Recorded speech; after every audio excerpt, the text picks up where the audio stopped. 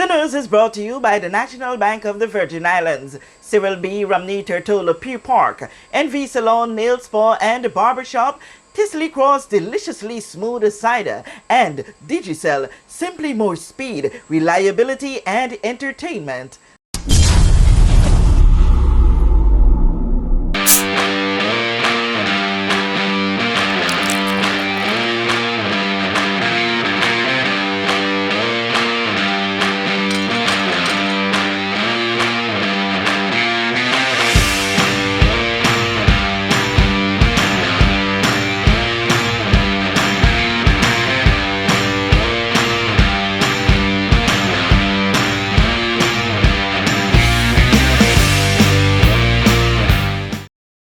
The road to constitutional review has started, and Friday, November 11, 2022, a press conference marked the official launch when Chairman of the Commission, Mrs. Elisa Penn-Letsam, reported poor online response but favorable contributions at their first meeting.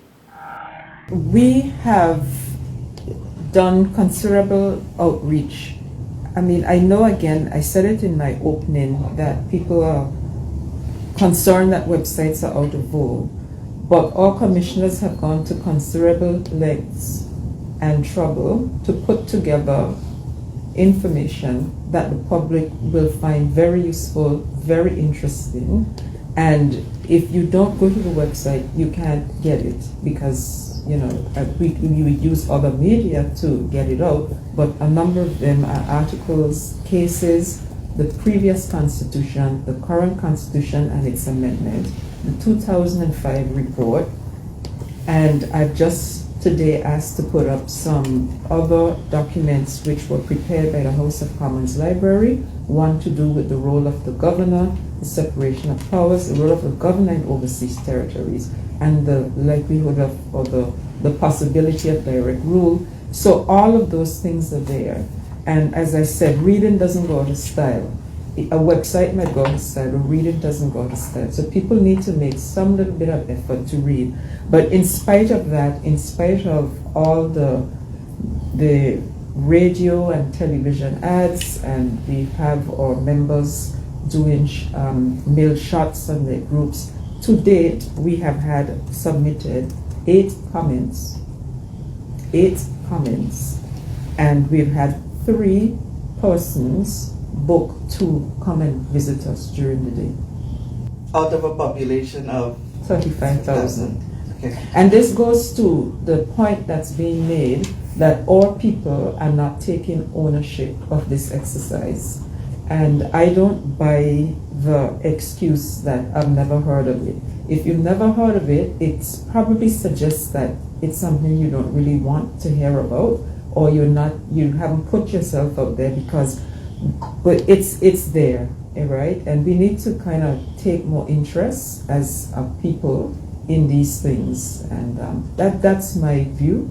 And I think that a greater effort, if this were another overseas territory, put it that way, I think the responses would have been a bit more vibrant. Premier and Minister of Finance, Dr. the Honorable Natalia D. Whitley, is calling on Virgin Islanders to take ownership of the process. But let me just say that we cannot afford to be complacent, because what you're speaking to speaks to complacency, and we have to stand against it, and we have to demand that our people take these type of matters as seriously as they deserve to be taken. That's why we're here today.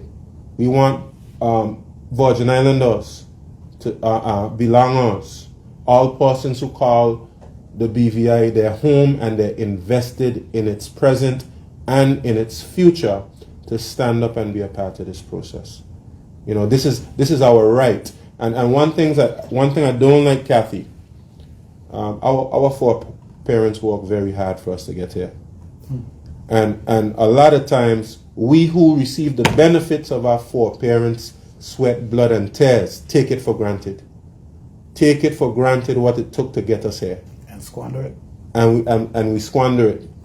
And just like Honorable Fraser said, if you're really serious about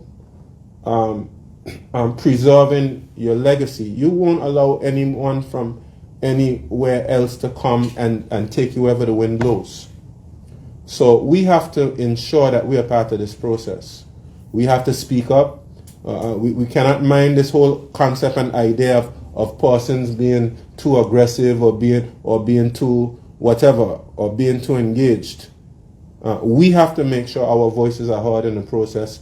We can't let anyone overpower us, and we have to speak up. Now, Leader of the Opposition, Honorable Julian Fraser, RA, has pledged full support. Some of the most aggressive people are the people who has no rights to access the information that they're publishing to make it popular. And those people who has all the rights are the ones who are so reserved that they never come forward. And we have to be careful about this. I am going to be as careful about it as I possibly can by raising the issue as a concern. I have no doubt that this commission is a capable one. We know that where you choose to bank matters, and it is your vote on what your funds do in strengthening our community. As your official Bank of Paradise, we invest and support the lifeblood of our economy by helping in the realization of personal goals for homeownership, education, and entrepreneurial visions, which support small businesses. We make it our place to connect with persons and worthy causes, and we have been doing so for more than 30 years. Where your money goes and what your dollars empower are your choice. And we thank you for choosing us, a bank that gives where it matters the most, for you, for our community, and a happier tomorrow. The National Bank of the Virgin Islands.